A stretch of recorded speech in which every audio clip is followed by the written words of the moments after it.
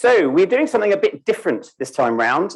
We've partnered with a company called Colab in the UK to run what's called a RevOps report, which is a specific report aimed at particularly AdOps, TechOps, programmatic specialists. In particular, we really aimed at the AdOps community this time round, sometimes because it's a voice that, again, isn't particularly heard. So we wanted to dig into that. The report's available online. You can see not only a summary of the responses from here, but in the report, which is also particularly a detailed report made available to those that answer the survey as well, where you can see the reflections of what's happening in the US market and the European market, particularly the UK and us. So that's something you get as an incentive to fill it out.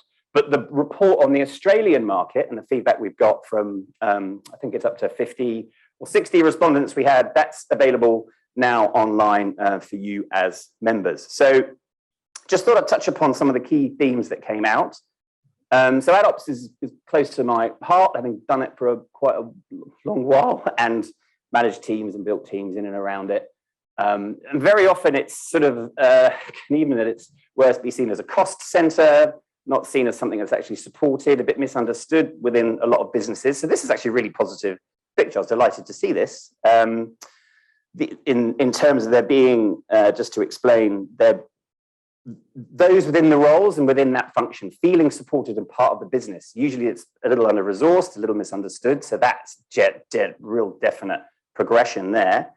Another aspect is the working closely in big organizations with product and sales, feeling a part of that revenue generation. Great ops teams can optimize, almost generate new products, upsell opportunities, all of that. But in some organizations, again, it's kind of like a cost center. It's just an additional, almost sounds terrible, but a necessary evil, a cost of a sale that's already been done. It's like another margin that's taken. So again, the sense, at least emotionally, that they feel that they are a part of that is something to dig into. And there's a lot of other points there.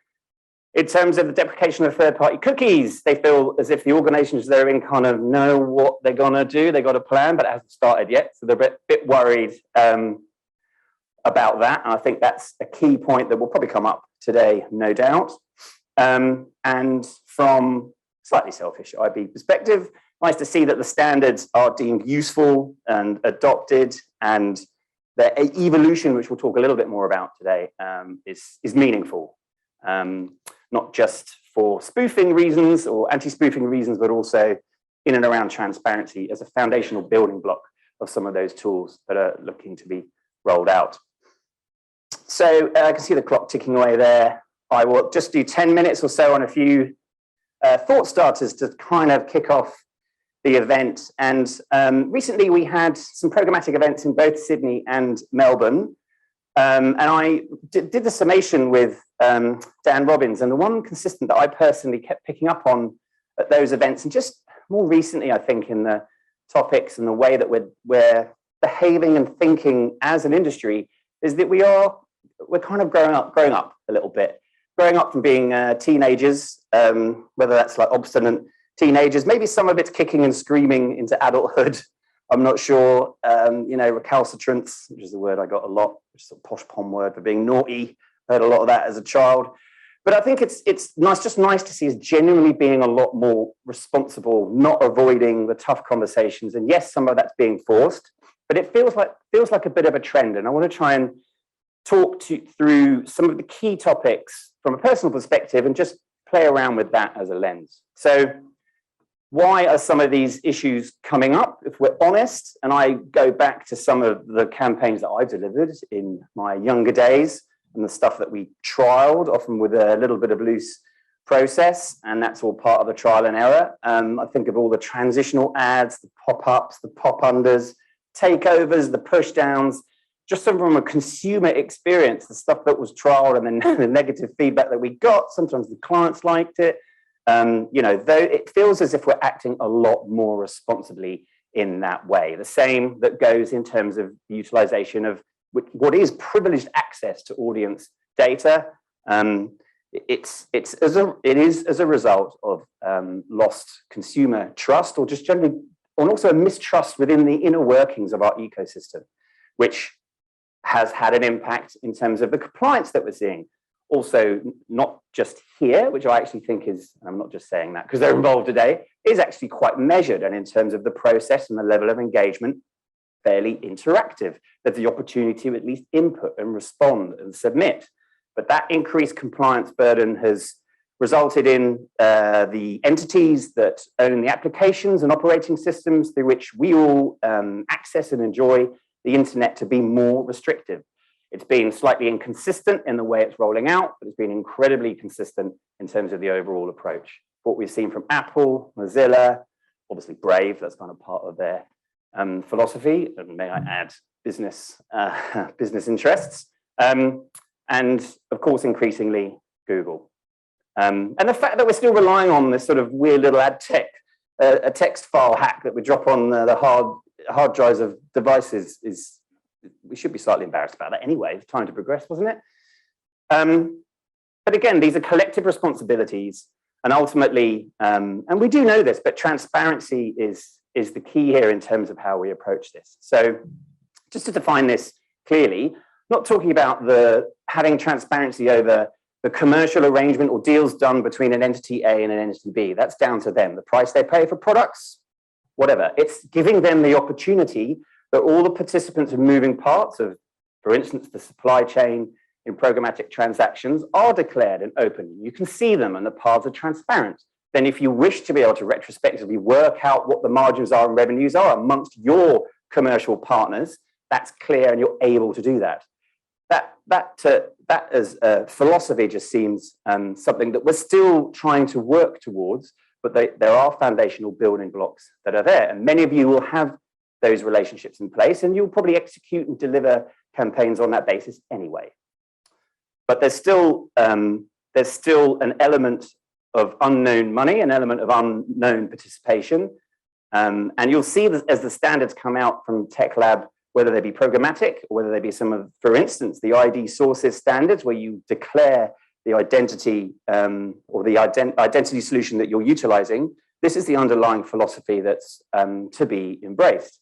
So mentioning the ACCC, this is their version of the ecosystem from their report. And it's not just necessarily in terms of understanding the moving parts through the supply chain. The standards are also there for the demand chain in terms of agencies actually openly declaring who they're working with, who they're buying on behalf of, and through which DSPs into the exchange.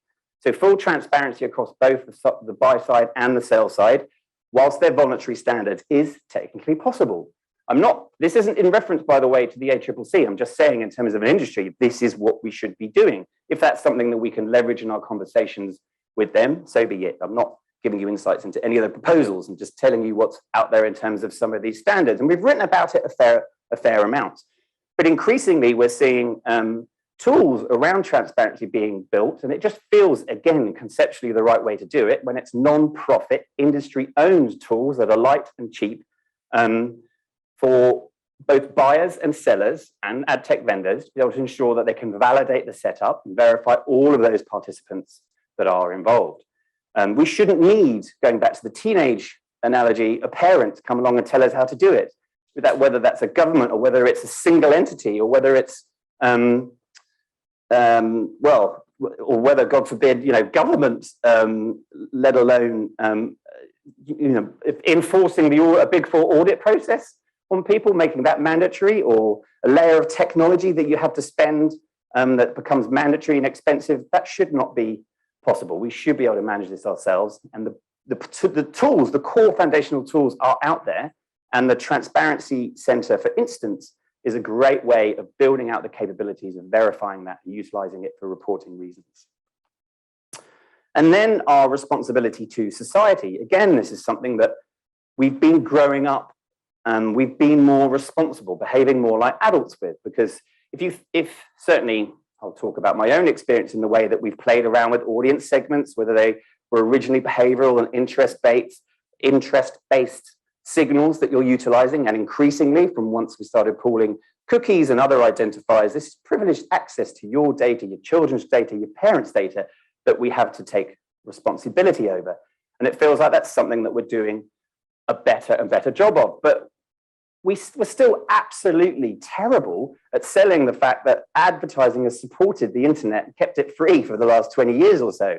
So how we're going to engage with consumers to get them to understand what's happening and make those choices in terms of their settings, their preferences, and ensuring, let alone ensuring their across their experience of the internet, is something of a challenge. On this one, there is next month, or potentially this month, in the next couple of months, a release coming out through the project ReArc work called the Global Privacy Platform. So that aligns with some other standards that actually, for Australia, this sounds a bit weird, but the timing could be pretty good.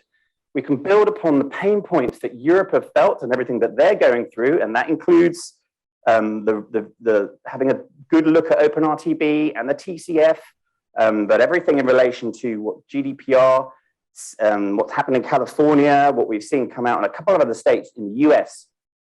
Selfishly, we can actually, the timing, I think, could be pretty good for us to leverage those and get it right, not only in terms of what the definition of, let's say, PI is and the handling of it, but also how we manage it here locally as an industry with our version of the tools, just to allow consumers to have those preferences and ensure that they're consistent throughout their experience of the internet, including all of the platforms and all of your businesses.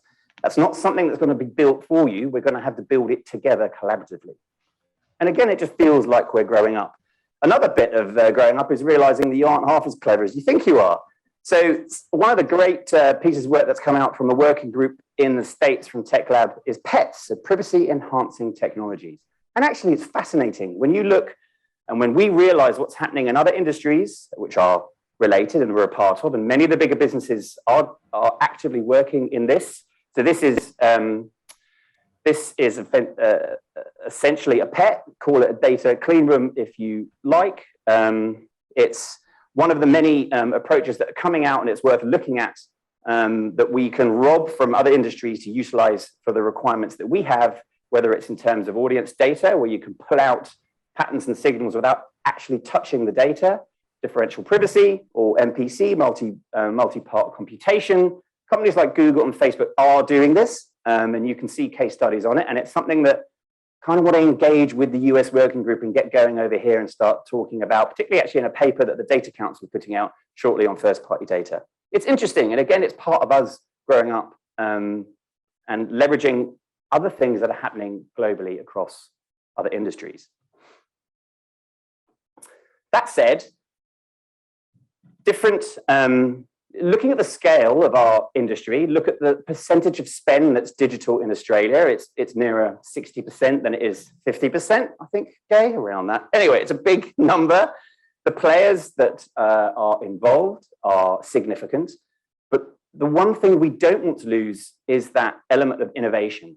The rate of change in this industry is fast. Some people cope with it, some people don't, but it isn't going to slow down.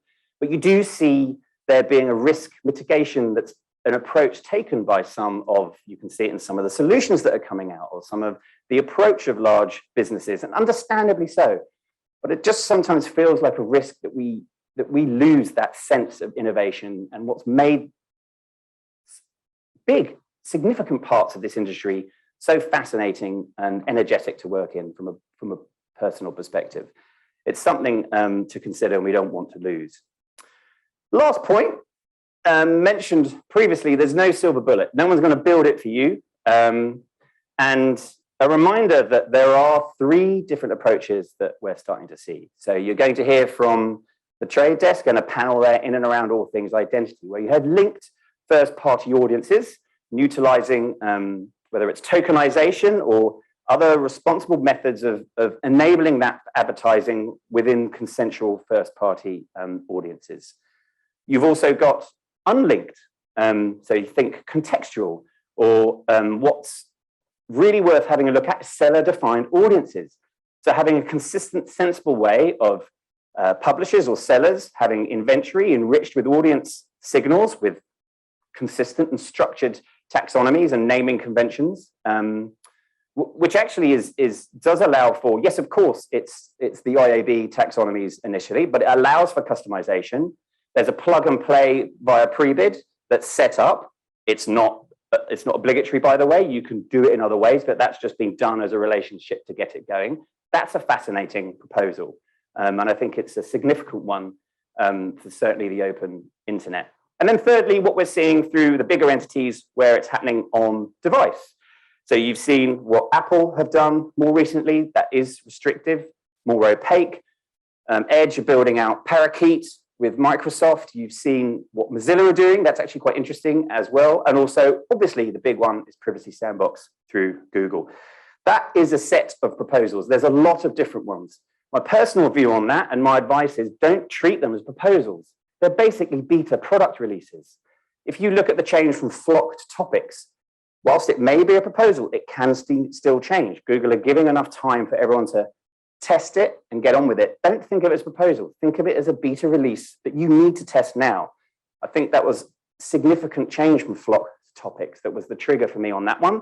And it's a whole range of different APIs for measurement, Pledge for retargeting, there's trust tokenization in there, there's a lot in there. So do get involved. They've given a sensible time window. There is a process of engagement, and we want to run an industry-led version of that, whether it's locally here in Australia or regionally.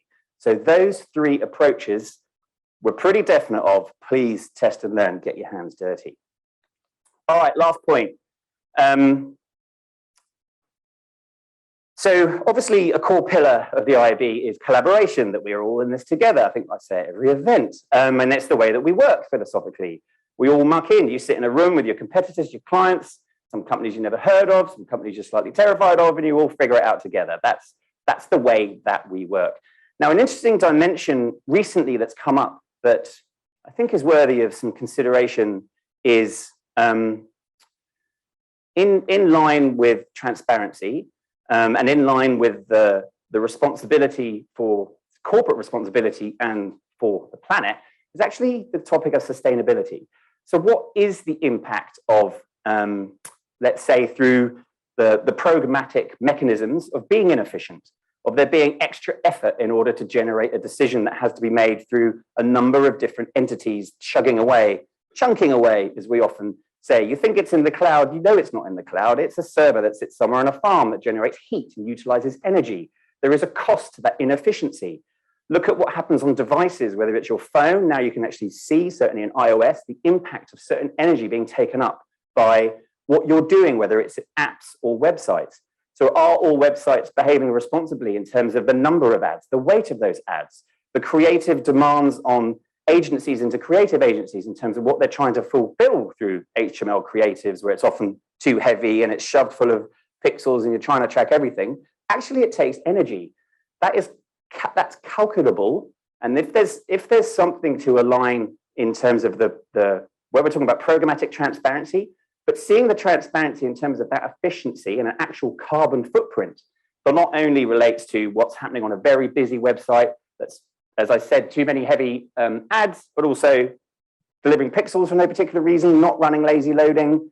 You can actually see the impact and calculate it and be responsible for it. And that might be the sort of philosophical push for us all to actually commit to transparency on a level that's meaningful for everyone in terms of carbon footprint for the planet. And it's kind of interesting to see. It'd be interesting to see where that goes. And I think that's across the open internet, which would be easier, but also ultimately in private ecosystems that will want to open up and show that they're being efficient and show the impact that they're having on the planet.